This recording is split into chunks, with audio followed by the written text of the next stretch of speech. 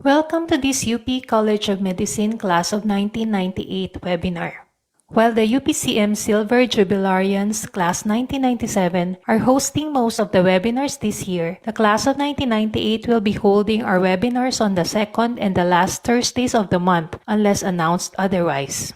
Our theme is a spin-off from our postgraduate course held last year, which centered on primary health care in the era of universal health care. In this current webinar series, we hope to unlock knowledge and discuss interesting and relevant topics for primary health care physicians, including GPs, family and community medicine physicians, occupational and industrial health physicians, as well as other allied medical professionals. Here are some reminders for a smooth webinar experience. Firstly, kindly turn off your microphone and video for the duration of the webinar. Secondly, we encourage you to participate in an interactive discussion at the end of the speaker's presentation. Feel free to type in your questions or comments in the Q&A chat box in Zoom or through the comments section if you are watching on Facebook. They will be addressed in the open forum after the lecture. Let us now begin with a short ecumenical prayer. Almighty Father, Father of all creation, we praise and thank you for this day. We come to you at this hour asking for your blessings and help. As we are gathered together virtually, we pray for your guidance as we unlock the knowledge that will be shared to us by our beloved speaker. We ask that you clearly show us how to conduct our work with a spirit of joy and enthusiasm. Protect us from the illness of apathy and hopelessness. Instead, keep the fire and love in our hearts as we work together with our colleagues. We ask that you challenge us to reach higher and farther, to be the best we can for others. Amen. Today's moderator is Dr. Tadeo Saberilla, a UPCM graduate from the class of 1998. Dr. Averilla is an associate professor of the College of Medicine of the University of Southern Mindanao in Cabacan, Cotabato. He is the head of the Section of Medicine, the Infection Control Committee, and the Hospital Blood Transfusion Committee of the Madonna Medical Center in Kidapawan City. Thady is also a consultant at the Kidapawan City Hospital and Kidapawan City Molecular Laboratory. Let's all welcome Dr. Thady Averilla. Good afternoon, everyone on Zoom and those watching the live stream. Our speaker for today is Dr. Dion Tadeus Gawiran, a UP College of Medicine graduate from the class of 2011. Dr. Gawiran is a practicing hematologist holding the position of Medical Specialist 2 at the University of the Philippines, Philippine General Hospital. He is also an active consultant at the San Juan de Dios Educational Foundation Incorporated Hospital. For today's presentation, he will discuss the essentials of diagnosing as well as the management of anemia. Thank you for joining us, Dr. Dion Gawiran. The virtual floor is now yours. Thank you very much, Dr. Thady, for that very warm welcome. And thank you very much to the UPMAS and the UPCM class of 1998 for the invitation to talk today. I'll just share my screen. So as introduced by Dr. Thady, I will be discussing in the next 30 to 40 minutes regarding the diagnostic approach in anemia in adults. So these are my disclosures. I have nothing to disclose for this session. And I hope for the next 30 to 40 minutes or so, we will be able to answer these 5 essential clinical questions pertaining to anemia. First, of what is anemia? Second, what are the common etiologies of anemia?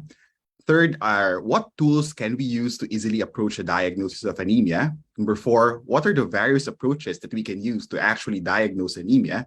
And finally, what findings may warrant more specialized testing? So before we start, let me turn your attention into 3 different patients that we have. Let's start off with patient A. She is a 34-year-old lady who was told to have anemia during a routine blood work a few years back, around 2 to 3 years prior, but she's actually asymptomatic.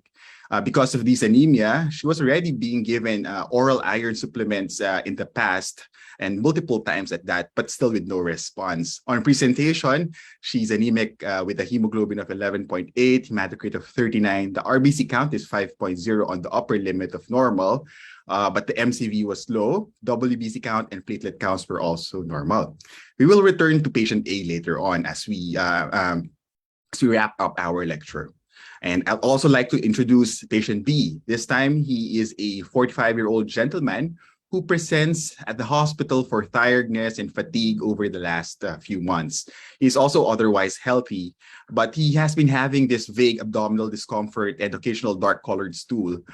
He was taking NSAIDs almost daily because of some knee pains that he sustained after suffering a motorcycle injury in the past. So he's also anemic at 8.2, hematocrit of 26, RBC count slightly low at 3.82, MCV low at 73, WBC is normal with normal differential, and his platelet counts were a little elevated at 516. And now finally, I'll present patient C. This time, she is a 48-year-old lady, a Caucasian with type 2 diabetes mellitus and hypothyroidism, was referred for evaluation of anemia. She was presenting with fatigue, weight loss, and also some symptoms of bilateral lower extremity numbness. And on examination, there was actually note of mild loss of proprioception in both lower extremities. She's also anemic at 8.3 with a hematocrit of 27. RBC count a little low at 3.82. MCV is markedly elevated at 123. WBC is a little low with normal differentials with note of some hypersegmented polymorphonuclear cells. And the platelet counts that are low normal at 152.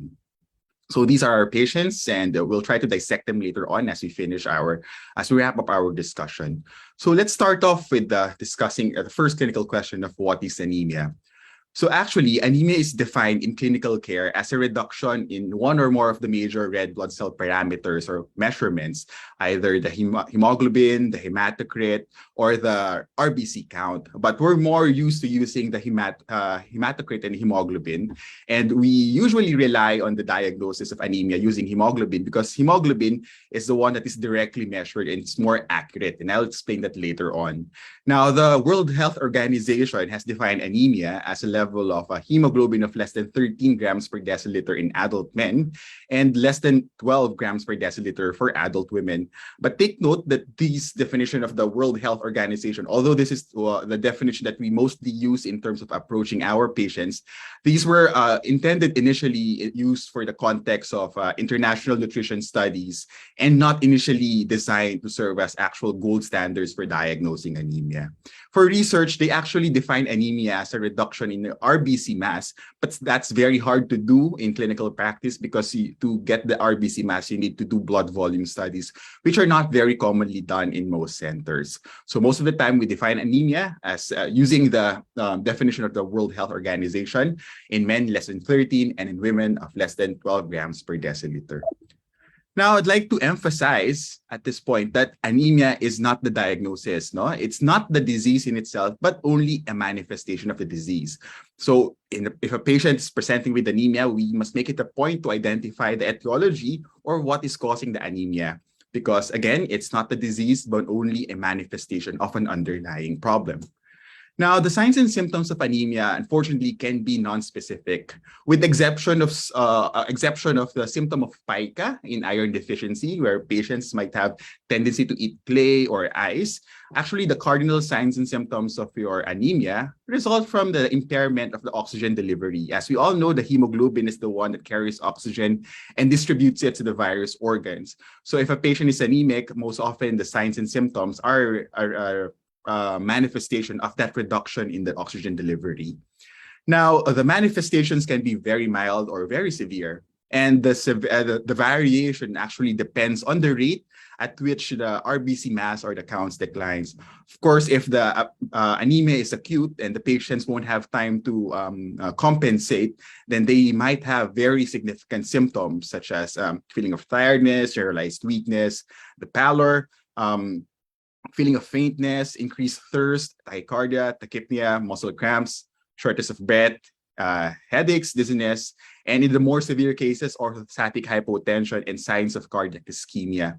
Now, for those who develop anemia for a longer or more protracted course, then these patients will have time to compensate. So they might have lower severities or of these signs and symptoms. Now, the severity is also dependent on the presence of how your end organ is functioning. If your heart, if your lungs are doing well, then the patient will be able to compensate and the symptoms might not that be severe. Now, other factors that may affect include those factors that affect tissue perfusion. So patients with hypotension, peripheral vasoconstriction, patients with decreased cardiac output, patients with bradycardia or impaired coronary or artery obstruction may also affect how our patients will be presenting. But overall, anemia, the manifestations are a result of impaired oxygen delivery, and they can be quite nonspecific. Now, I'd like to turn your attention to key numbers in terms of anemia. So for the past decade, there are about 1.95 to 2.36 billion people who are anemic worldwide. This is about 30 to 40% of people worldwide. And about half to around 60% of these patients are actually iron deficient. So still, at this point in time, the iron deficiency anemia still accounts for a majority of anemia worldwide. Around 26 to 31% of the population are actually anemic. And most of these patients, around 50-60%, are iron deficient.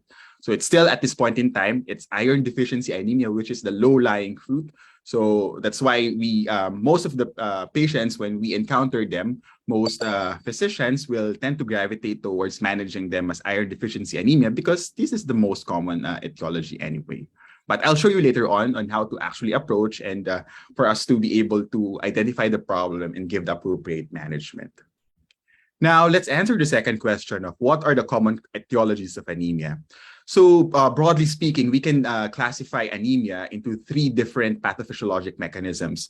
Those presenting with marrow production defects, wherein the marrow is hypoproliferative and it's not producing enough red cells. And then we have patients presenting with red cell maturation defects. The erythropoiesis or the process by which the red blood cells are formed is quite impaired. So there's ineffective erythropoiesis. The red cells are weaker than usual, and it's because of that the patients become anemic. And finally, there are cases where the patient's anemia are due to decreased red cell survival, mostly due to the setting of a blood loss or hemolysis. Examples of conditions presenting with marrow production defects, we know bone marrow aplasia. Strong differential would be your aplastic anemia, but it's not only the hemoglobin which is impaired, but also the white blood cell count and then the platelets. Now, we can also have bone marrow infiltration problems if you have patients with tuberculosis that can infiltrate the bone marrow or some malignancies go into the bone marrow. Fibrotic cases as well, like primary myelofibrosis, can present with bone marrow production defects leading to anemia. Inflammation in general, so that's why you see patients with sepsis, any other autoimmune conditions, or any conditions which can lead to inflammation also presenting with anemia. And it's because of this inflammation causing bone marrow suppression.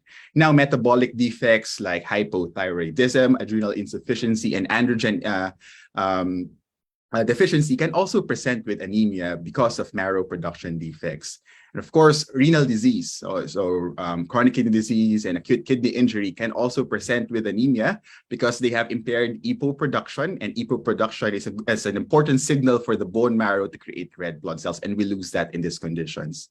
And finally, iron deficiency, as I've said, it's the most common reason for anemia. And it's also because of the lack of the iron substrate that the bone marrow is unable to produce red cells properly. Now, iron deficiency is also a cause of red cell maturation defect because your hemoglobin production is impaired. Thalassemia is also something very common in our population, and it leads to microcytic anemia. Sideroblastic anemia, a subtype of a myelodysplastic process, is also a reason for red cell maturation defect. And of course, megaloblastic anemia and drug effects such as your cotrimoxazole, your hydroxyurea, and your chemotherapeutic agents like methotrexate. And of course, some clonal hematologic disorders like myelodysplastic syndrome, where there is a dyssynchrony in terms of the maturation of your nucleus and red cell nucleus and your red cell cytoplasm.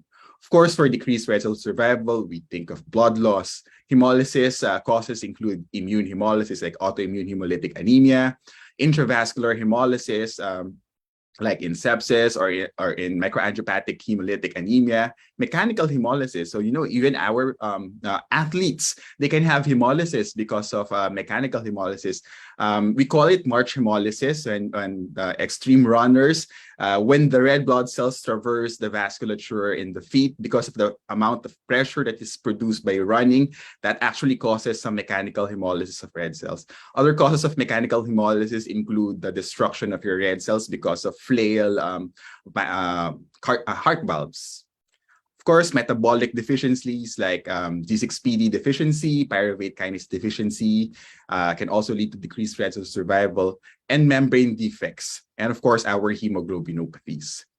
Now, it's important to emphasize that although we know the various causes of anemia and the various etiologies, most of the time, especially if we are faced with patients who are admitted in the hospital, they will present with multiple coexisting underlying etiologies. And that makes the approach more difficult because we're so used to identifying it one problem at a time. But please recognize that especially in patients, there might be a lot of ongoing problems causing various mechanisms of anemia. But as long as we know how each problem presents and how it translates into anemia, that can easily help us in identifying how to attack the problem. Now, what tools can we use to easily approach a diagnosis of anemia? Of course, it's important to get a good medical and family history, do a good physical examination, and of course, we have a lot of tests and procedures that are readily available that can help out in the process of diagnosing anemia. So for history taking and physical examination, always make it a point to check for underlying medical conditions because I have told you a lot of medical conditions can lead to hypoproliferative marrows.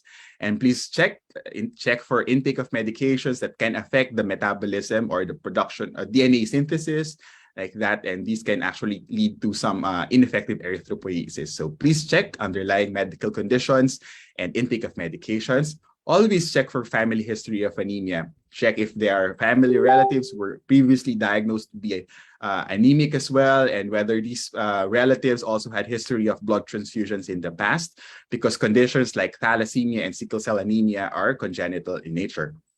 Now, always check for the chronicity of condition. If you are faced with a patient with anemia, try to check if there are histories of anemia in the past.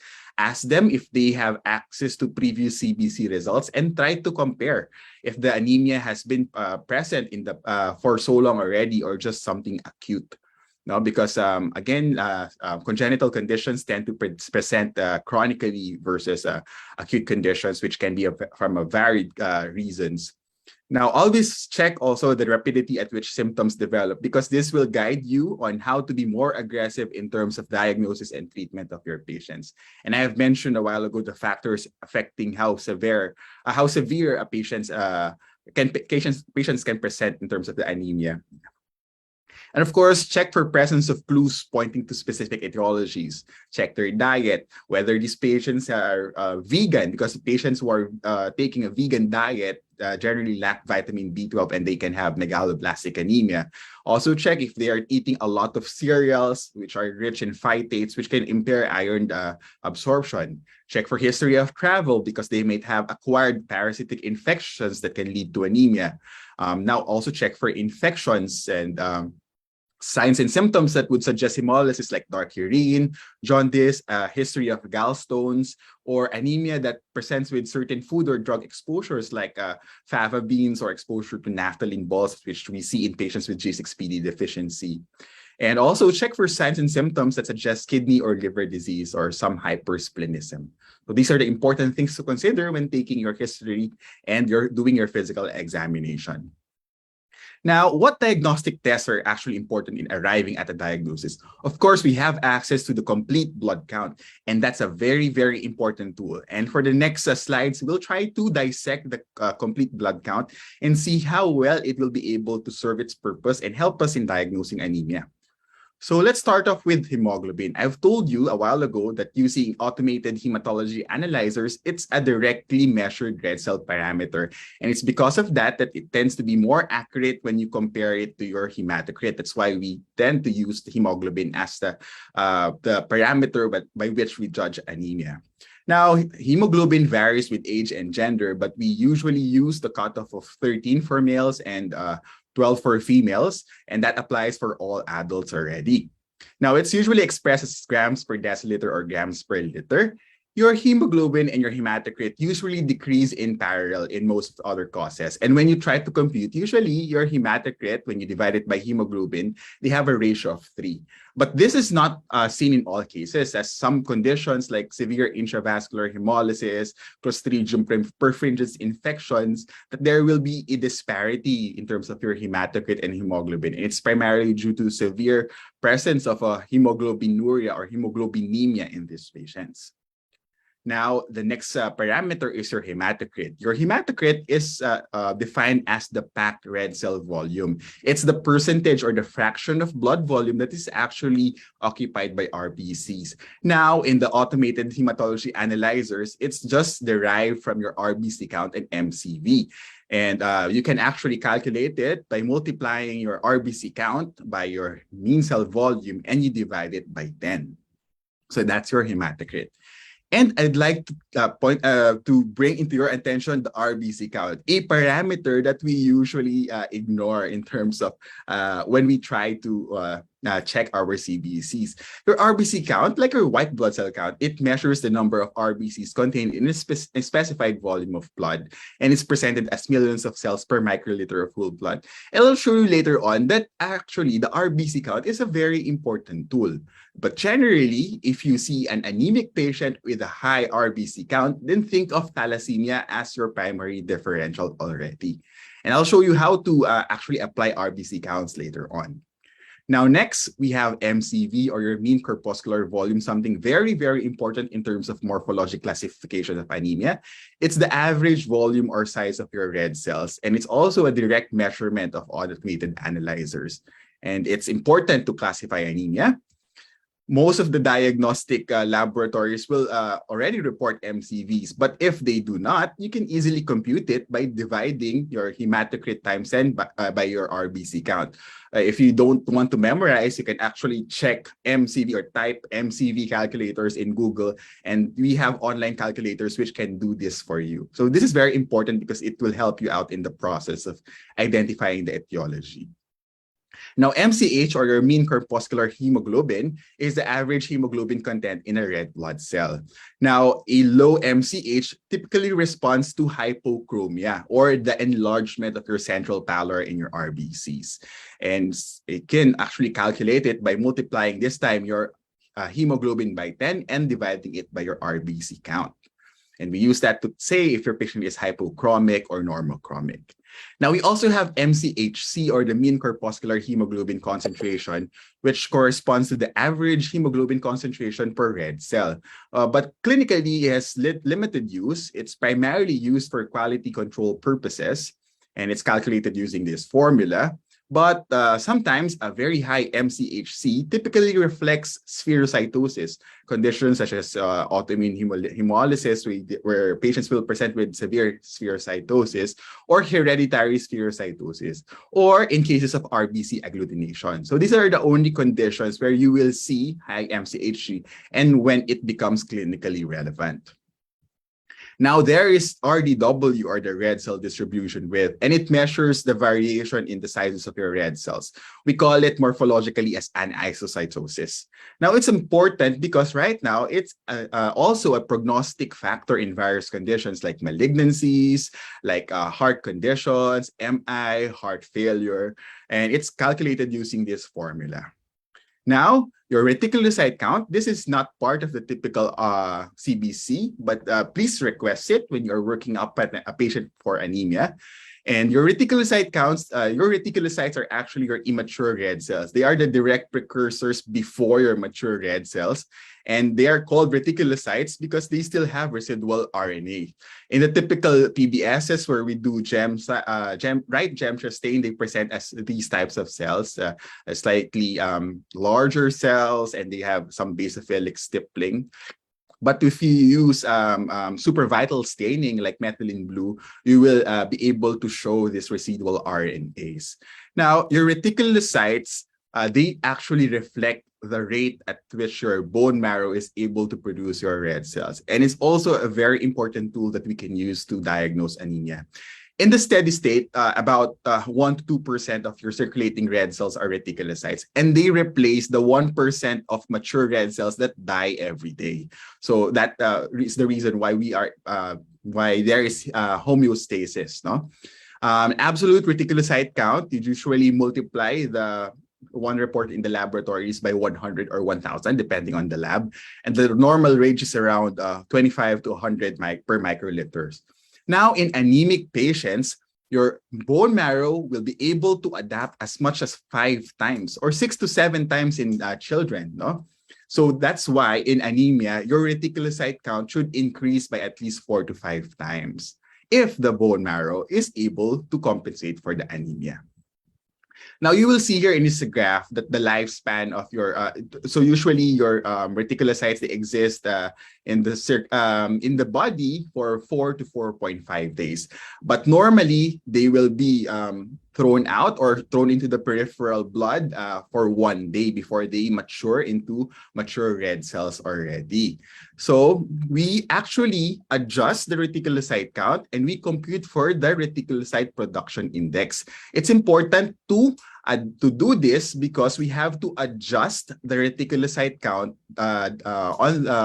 with the patient's anemia. No? So you have to adjust the reticulocyte count based on the degree of anemia, because you will see here that as your hematocrit goes down, the period at which by which your reticulocytes go out of the bone marrow into the peripheral blood is also lengthened.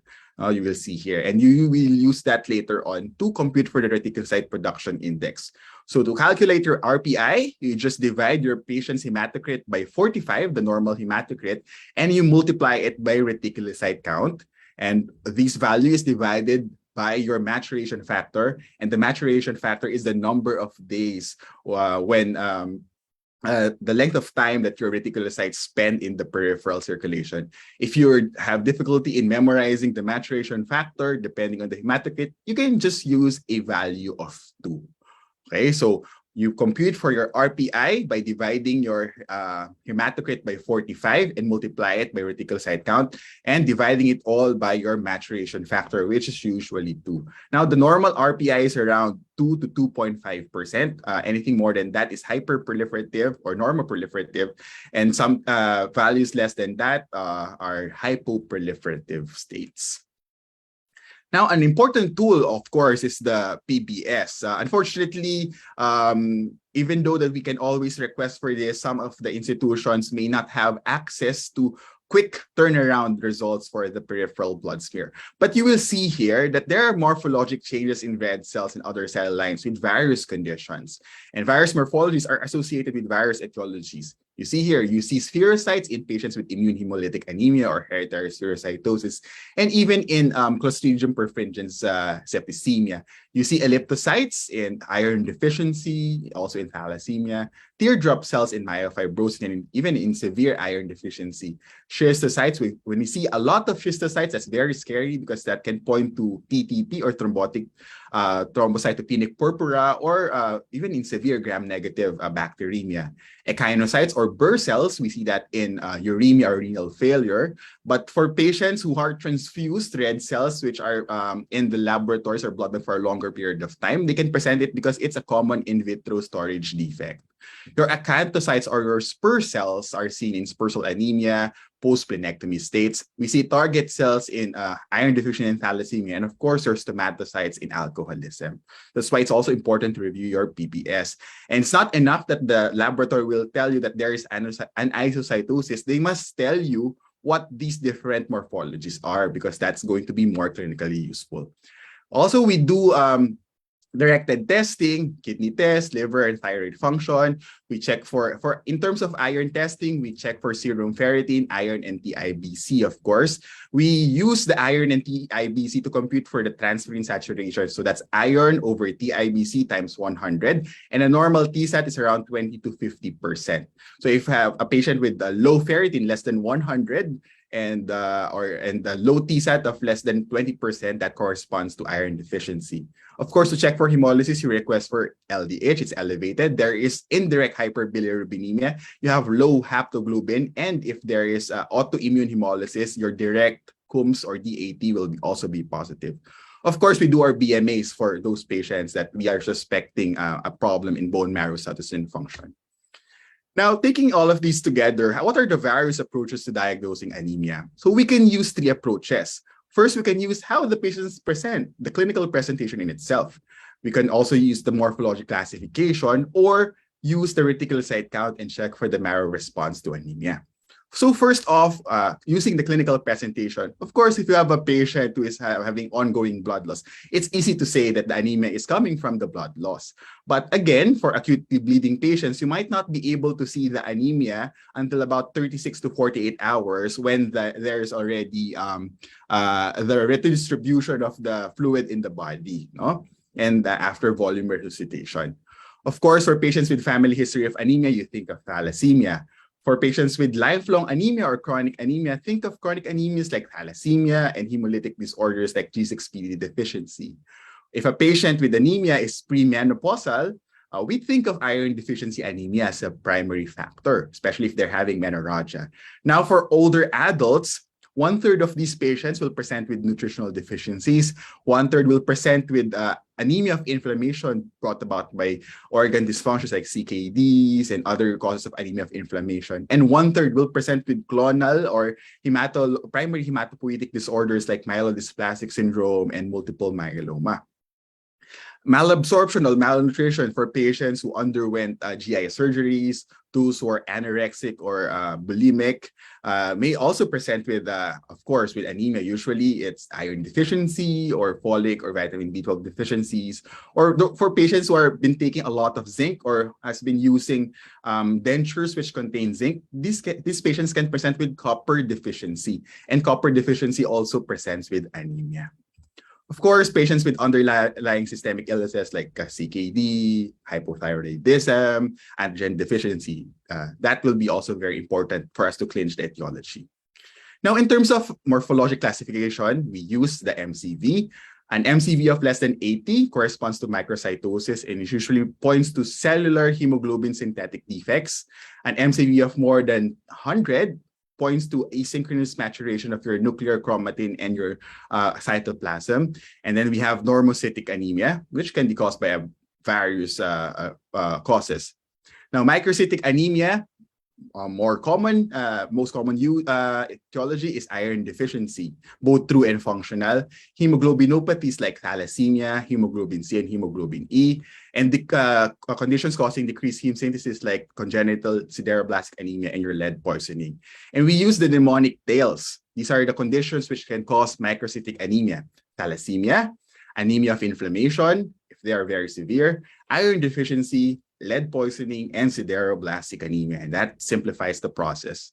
Now, I'd like to turn your attention into the Menser index. So most patients with microcytic anemia, yung predominant differential would be your iron deficiency and your thalassemia. And sometimes if we see these patients, we are very much in we feel that our patients actually require iron agad. But be careful, not all patients with microcytic anemia presents with iron deficiency. Some of these patients have thalassemia, and iron might be more harmful for these patients rather than being useful. So for us to differentiate thalassemia from IDA, we can actually compute for the Menser index. And to do it, you divide your mean cell volume by your RBC count. As I've told you, your RBC count tend to be high in thalassemia. So a Menser index of less than 13 most likely is due to thalassemia, and a Menser index of more than 13 is more likely due to IDA. So pag mataas yung Menser index, microcytic yung patient nyo, and then these patients might benefit from iron supplementation. But if it's less than 13, then think twice before you give iron for these patients because they might have thalassemia. Now, for microcytic anemia, of course, we do iron studies. We do hemoglobin electrophoresis to check for thalassemia. We check the PBS. I've showed you the changes that we see in thalassemia, like target cells. We can see some basophilic stippling in severe thalassemia. And if we are considering sideroblastic anemia, we do a bone marrow biopsy.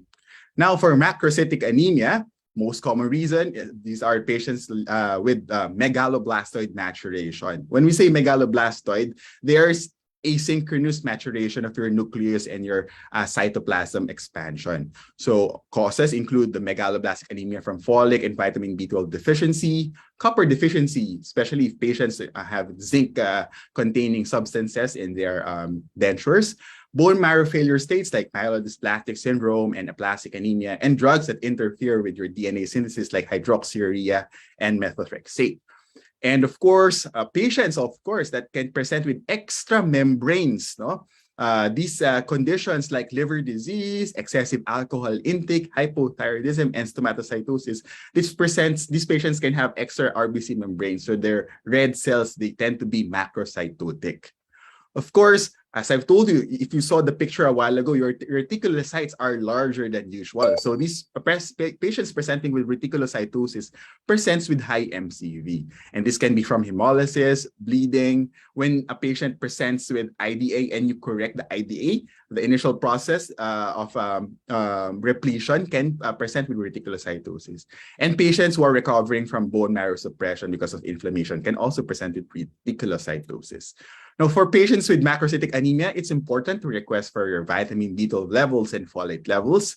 We check their thyroid function. We check if they're taking too much alcohol. They don't need to have liver disease to present with signs and symptoms of macrocytosis because of excessive alcohol intake. Okay, even if as long as they're taking a lot of alcohol, they can already present with macrocytosis. If you have access, you can request for serum copper levels. Of course, the reticulocyte count would be very useful. Request for hemolysis studies like LDH, bilirubins, and haptoglobin, and DAT if you're considering autoimmune hemolytic anemia. And check your PBSs for target cells, stomatocytes, and reticulocytes. Now, for normocytic anemia, this is the most difficult to diagnose because it's most common and it's most challenging due to a wide variety of causes. The various nutrient deficiencies that can present with microcytosis and macrocytosis in their early phases can have normocytic anemia. Okay, that's important to note. And patients with multiple causes, if you have a patient with combined etiologies of microcytic and macrocytic anemia, let's say for a patient with celiac disease or a patient with autoimmune gastritis, then when you combine the MCVs of these patients in the hematology analyzers, then it will become normocytic already. So the normocytic anemia can be from a combination of various etiologies.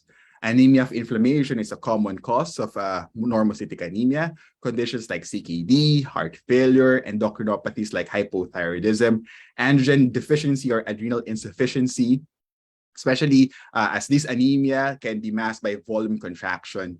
And patients with malignancies and clonal hematopoietic disorders like MDS and aplastic anemia, and even leukemias can present with normocytic anemia. Patients with early blood loss that has yet to cause iron deficiency will also present with normocytic anemia. Patients with partially treated anemia will also present with normocytic anemia. So for patients with normocytic anemia, we request for the reticulocyte count, do our chemistry panels to check for the liver function, renal function. If above studies are non-specific, maybe we can do our iron studies, our ferritin, iron, and TIBC, hemolysis studies, and directed tests, including bone marrow studies. Now, for the final approach, we have a classification based on marrow response, and it's based on the reticulocyte production index. And it becomes very useful if it's very decreased or very elevated. But take note that reticulocytosis will only happen if your bone marrow is replete with the substrates iron, folate, vitamin B, 12 copper, and if it's responsive to oxygen levels and EPO. Now, In causes of increased reticulocyte production index, of course, are blood loss and hemolysis, and when you replete the deficient substrates. And the reticulocyte production index is low if there's a deficiency of all these substrates. If you have medications that suppress the bone marrow, like methotrexate, chemotherapeutic agents. If you have primary bone marrow disorders like MDS, aplastic anemia, and leukemia, and if there's bleeding before compensation. So taking all of these, so this is a suggested algorithm of how we can approach patients. But this is mostly for outpatients. Again, for inpatients, there are a lot of competing reasons or multiple etiologies, so it might be hard to actually use this tool. But nevertheless, we can still use it din naman. No? So first, review your history, do your PE, and review your laboratory test.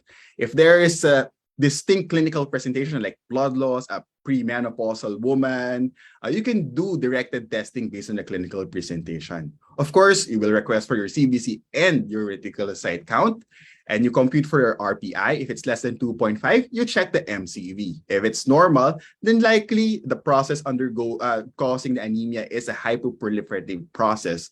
So consider marrow failure, iron deficiency, marrow suppression from inflammation, renal disease, hepatic disease, and other reasons. So you request for iron studies, serum chemistries, and organ function testing, and of course, directed testing. If your MCV is high or low or abnormal, then it's primarily a red cell maturation defect. So if your MCV is low, if it's less than 80, think of TAILS, your thalassemia, anemia of inflammation, iron deficiency, lead poisoning, and sideroblastic anemia, and you do these tests. If it's macrocytotic, then think of megaloblastic anemia, drug toxicity, bone marrow failure, and blood loss before compensation. And these are the suggested workup for these cases. Now, if your patients present with an elevated RPI of more than or equal to 2.5, think of hemolysis or bleeding. Check if your patient is bleeding, of course. For hemolysis, I've told you the various causes of hemolysis. Now, important, of course, if patient presents with bleeding, you have to do tests to localize the bleeding. And of course, your hemolysis studies and directed testing. And I hope this table will be useful for practice. Now, finally, what findings warrant more specialized testing? So again, when you look at your CBCs, please don't look mainly on one parameter. Take all things into consideration because the CBC also provides information aside from red cells, and it should be interpreted as a whole. So there are red flags in the CBC and your peripheral blood smear, which may warrant more specialized testing or a referral to your friendly hematologist. If two cell lines are already involved, especially with severe. If all cell lines or red cells, white blood cells, and platelet counts are all down, then, especially if very severe, refer. If you have a patient presenting with pancytopenia and hemolysis, these patients may have paroxysmal nocturnal hemoglobinuria. Patient presenting with pancytopenia and thrombosis, this can also be seen in PNH or paroxysmal nocturnal hemoglobinuria or severe malignancies. If you have a CBC already presenting with blast, that's automatically a big red flag, no? If you have immature myeloids or lymphoids, so think of leukemias na for these patients. If you have a patient where the CBC or the PBS, there is a report of abnormal lymphocytes like hairy cells, large granular lymphocytes or prolymphocytes, of course, that might point to lymphoproliferative disorder. So these patients need more specialized testing. If you see leukoerythroblastosis plus teardrop cells, this might point to severe sepsis or marrow infiltration condition. So this also requires bone marrow biopsy. Okay, so just remember these red flags. And now we wrap up by going back to our patient. So this patient number 1, so itong red flag dito, asymptomatic, chronic anemia, and then binigyan siya ng iron pero hindi siya nagre-respond. And you will see here sa PBS, maraming siyang target cells and macrocytosis. So this patient actually presenting with thalassemia. And to clinch thalassemia, you request for hemoglobin electrophoresis and genotyping if you have access to that. So no amount of iron will ever correct the anemia in a patient with thalassemia. So that's a red flag sign too. Now for patient B, so this is the patient presenting with bleeding. So my NSAID intakes, this is probably the reason why the patient has been chronically having bleeding. So baka nagkakaroon ng gastritis because of the NSAIDs. Now, you see there is microcytosis. So think of iron deficiency anemia and your RBC count is low. versus the female one na mataas yung RBC. Di ba? Pag anemia, tapos high RBC, think thalassemia.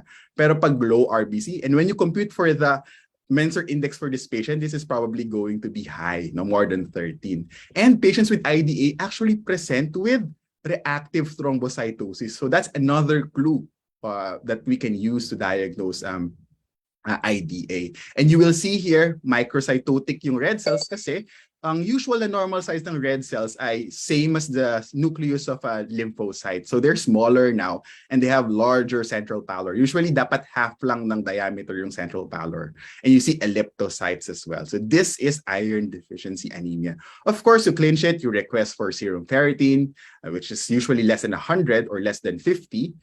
And then the TSAT, iron over TIBC times 100, is going to be less than 20.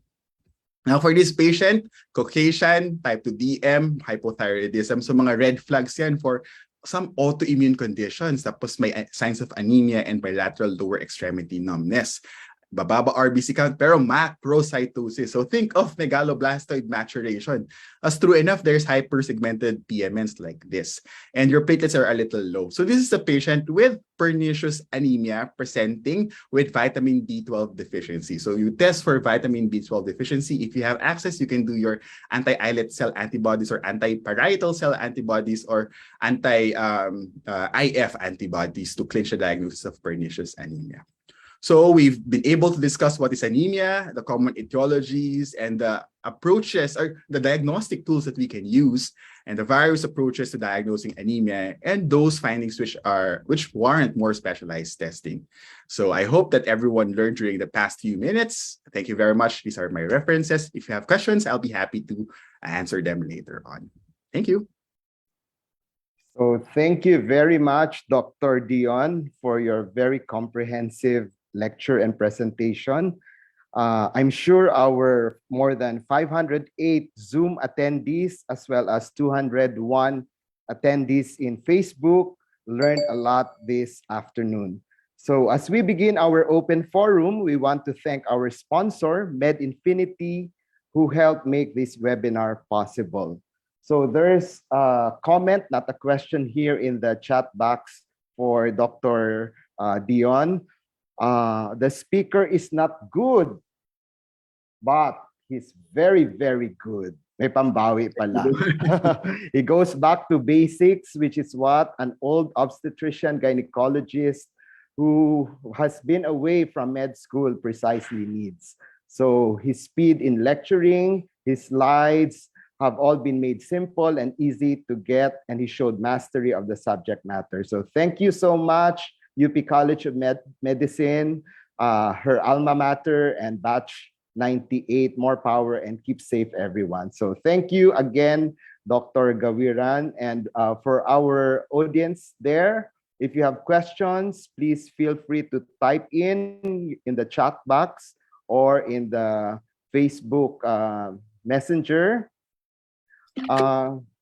So my first question, Dr. Dion, is number one, my comment is really thank you for ensuring and making sure that physicians will not go on with their knee-jerk reaction of treating anemia, particularly any form of anemia, with iron supplementation. So thank you for reiterating that we need to compute the Menster index. If you have a patient with iron deficiency anemia, what ferrous supplementation would you recommend? Would it be ferrous sulfate, ferrous fumarate, or any type of ferrous compound that you would like to recommend? Okay. First of all, I'd like to thank all the attendees, especially Dr. Aison, for very kind words. And thank you again, Dr. Thadi, for your kind words as well. So that's a very important question. There are no head-to-head comparisons in terms of what ferrous preparation is more effective versus the other. But all of these formulations are actually effective in addressing anemia if it's iron deficiency. No? And you have an option of using all of these naman. Now, these formulations, they will have differences lang in terms of the elemental content. No? Like ferrous sulfate is 65 milligrams per the 325 milligrams. So just take that into account when you try to compute the dosing for your patients. But any formulation will be okay as long as it's going to be tolerable to your patient. Now, these are oral iron supplements, but there are several conditions which will help us or which will push us to use intravenous iron. And these are the conditions where you have very limited time and you want to bring up the hemoglobin to as high as possible, usually in the setting of preoperative anemia, because we don't want these patients to have preoperative blood transfusion. So to prevent that, we give them IV iron. So IV iron, they tend to act faster because usually oral iron, it takes you around 4 to 8 weeks before your anemia normalizes. But if you use IV iron, you can speed up the process by 2 to 3 weeks pa. So we can use that for these patients. And if your patients are unable to tolerate any of the oral iron formulations, then there might be a use for the IV iron supplementation instead.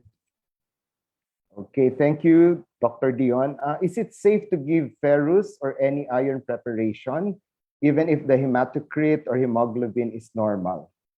Okay, so iron deficiency actually exists as a spectrum, no? We can have patients presenting with iron deficient erythropoiesis, but these patients are not yet anemic. But when we do or when we request for their ferritin, then we will see that these patients actually have subnormal ferritin already, even if they're not anemic.